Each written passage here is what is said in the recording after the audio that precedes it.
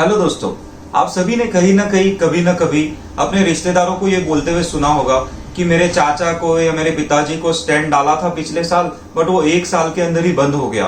क्या होता है, क्यों होता है ये स्टेंट बंद, एग्जैक्टली प्रॉब्लम क्या होता है, उसके अंदर चीज क्या है जिस वजह से वो स्टेंट बंद हो जाता है, वो नहीं होना चाहिए इसलिए क्या करना चाहिए, इन सभी चीजों के बारे में इस वीडियो में हम लोग डिस्कस करेंगे। So welcome back to my channel. मेरा नाम है डॉक्टर अंकुर अनिल झवर और मैं कंसल्टेंट इंटरवेंशनल कार्डियोलॉजिस्ट हूं। तो पहले तो हम ये जानते हैं कि एंजियोप्लास्टी क्या होती है। एंजियोप्लास्टी एक प्रोसीजर होती है जिसे हम एंजियोग्राफी के बाद में करते हैं। उसके अंदर जो एंजियोग्राफी में हार्ट की, दिल की धमनियों में अगर कहीं पे भी कोई ब्लॉकेज आया है, उसको जो खोलने की प्रोसीजर होती है, वो ब्लॉकेज को निकालने की प्रोसीजर होती है, उसे एंजियोप्लास्टी बोलते हैं। इसके अंदर वो ब्लॉक निकाल के वहां पे एक स्टेंट डाला जाता है जो पुराने बॉल पेन के स्प्रिंग जैसा होता है। इसके बारे में मैंने एक डिटेल वीडियो बनाया है, उसे आप जाके देख सकते हैं मेरे चैनल पे। उसके बाद में लाइफ आफ्टर एंजियोप्लास्टी यानी जिंदगी एंजियोप्लास्टी के बाद में कैसी होनी चाहिए, उससे संबंधित भी मैंने एक वीडियो डाला है। मैं दोनों वीडियो का लिंक डिस्क्रिप्शन बॉक्स में दे दूंगा, वहां जाके उसे देखिए। उसके बाद में ये वीडियो आगे कंटिन्यू कीजिए। चलिए वीडियो शुरू करते हैं। तो ये जो प्रॉब्लम है स्टेंट बंद हो जाने की, उसे कार्डियोलॉजिस्ट की भाषा में स्टेंट थ्रोम्बोसिस या स्टेंट रीस्टेनोसिस बोलते हैं। इसे अलग अलग टाइम फ्रेम में डिवाइड किया गया है। अगर पहले दिन में ही स्टेंट बंद हो जाए लगाने के बाद तो उसे एक्यूट स्टेंट थ्रोम्बोसिस बोलते हैं। अगर पहले महीने के अंदर बंद होता है तो उसे सब एक्यूट बोलते हैं। अगर 1 महीने से लेके 1 साल के बीच में कहीं स्टेंट बंद हो जाए आफ्टर स्टेंट प्लेसमेंट यानी स्टेंट डालने के बाद, तो उसे बोला जाता है लेट स्टेंट थ्रोम्बोसिस। और अगर 1 साल के बाद में बंद होता है तो उसे बोलते हैं वेरी लेट स्टेंट थ्रोम्बोसिस। अभी इतना डिटेल में हमें जाने की जरूरत नहीं है, हमें बेसिकली समझना है कि स्टेंट बंद क्यों होता है और वो नहीं होना चाहिए, इसलिए हमें क्या प्रिकॉशन लेने चाहिए। तो ये सीखते हैं क्यों होता है स्टेंट बंद। अभी इसको भी समझाने के लिए मैं 3 कैटेगरी में डिवाइड कर देता हूं। सबसे पहला तो पेशेंट रिलेटेड फैक्टर्स होते हैं। दूसरा जो एग्जैक्टली एंजियोग्राफी में ब्लॉक है उससे रिलेटेड फैक्टर्स होते हैं। और तीसरा जो प्रोसीजर होती है एंजियोप्लास्टी उससे रिलेटेड फैक्टर्स होते हैं। अब इसे डिवाइड करने का रीजन इतना है कि आपको इजीली समझ में आ जाए और एक्चुअली आप उसे इंप्लीमेंट कर सके, ताकि आगे जाके जिनकी भी एंजियोप्लास्टी हुई है उनके स्टेंट बंद होने के चांसेस एकदम कम हो जाए। पॉइंट समझते हैं पेशेंट रिलेटेड फैक्टर्स।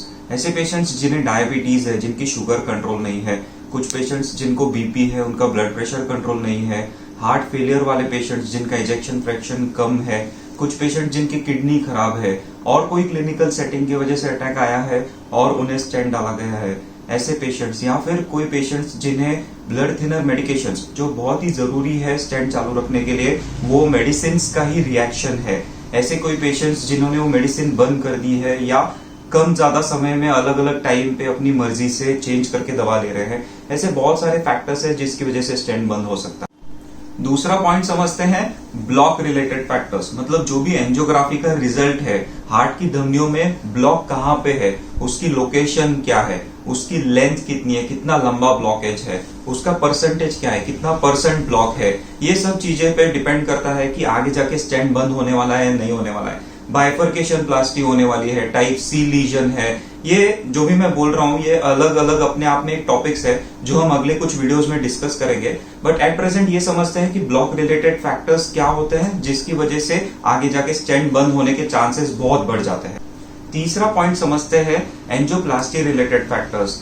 इसका मतलब क्या होता है कि during the angioplasty cath lab के अंदर कुछ फैक्टर्स होते हैं जो स्टेंट बंद करने के लिए कारणीभूत हो सकते हैं। सबसे पहला तो स्टेंट की लेंथ कितनी है, उसमें ड्रग कौन सा यूज किया गया है, स्टेंट डालने के बाद में एग्जैक्टली अंदर का ल्यूमेन यानी हार्ट के अंदर की धमनियों का एरिया कितना बड़ा हो गया है, स्टेंट बराबर से खुला है या नहीं खुला है, उसके आसपास में कहीं कैल्शियम है या नहीं है, कहाँ एग्जैक्ट लोकेशन कहाँ है जहां पे स्टेंट डाला गया है, नंबर ऑफ स्टेंट्स कितने यूज किए गए हैं, प्लस और एक इंपॉर्टेंट बात कि कहीं पे कुछ रेसिडुअल थ्रोम्बस यानी कुछ कचरा रह तो नहीं गया, कुछ कहीं पे डिसेक्शन नहीं हो गया, कहीं पे स्टेंट फट नहीं गया, स्टेंट का फ्रैक्चर नहीं हो गया। ऐसे बहुत सारी चीजें होती है जो आगे जाके that might be the reason कि स्टेंट बंद हो जाए। तो हम समझ गए कि स्टेंट बंद क्यों हो रहा है।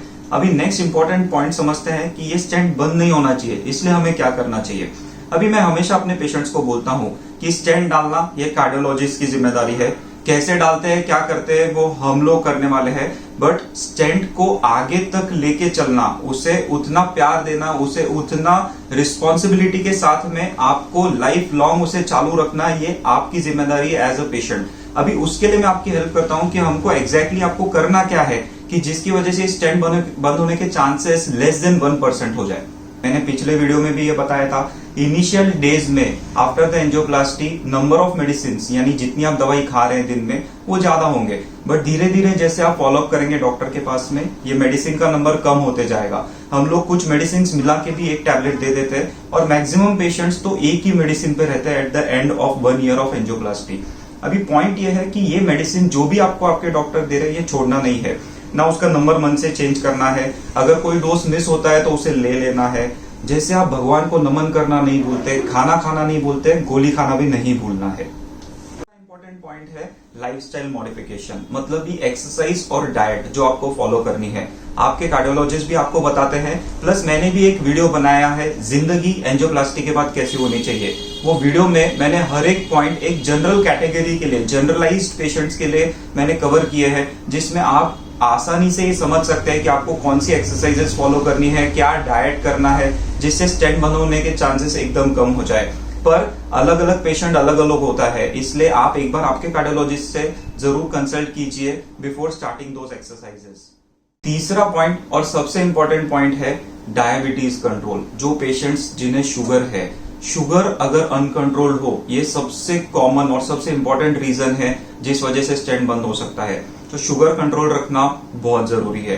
At the same time blood pressure, जो पेशेंट जिनको बीपी है, जिनका बीपी हायर साइड पे रहता है, उन्हें भी रेगुलरली अपना बीपी चेक करना है और बीपी की मेडिसिन कंटिन्यू रखनी है।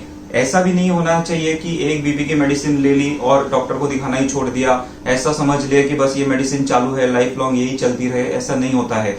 टाइम टू टाइम आपको बीपी चेक करना है, फॉलोअप प्रॉपर रखने हैं। अगर फॉलोअप बराबर रखेंगे तो ऑब्वियसली आपके डॉक्टर आपका बीपी, शुगर, कोलेस्ट्रॉल, ये सब चीजें चेक करेंगे। तो हम चौथे पॉइंट पे आ ही जाते हैं कि कोलेस्ट्रॉल कंट्रोल रखना, ये भी उतना ही जरूरी है। कोलेस्ट्रॉल रेगुलरली 3 to 6 मंथ्स पे चेक भी करना जरूरी है। ऐसा नहीं होता है कि मैंने 1 साल पहले ही ब्लड टेस्ट किया है, मैं अभी वापस क्यों करूं, ये चीज एक्सेप्टेबल नहीं है।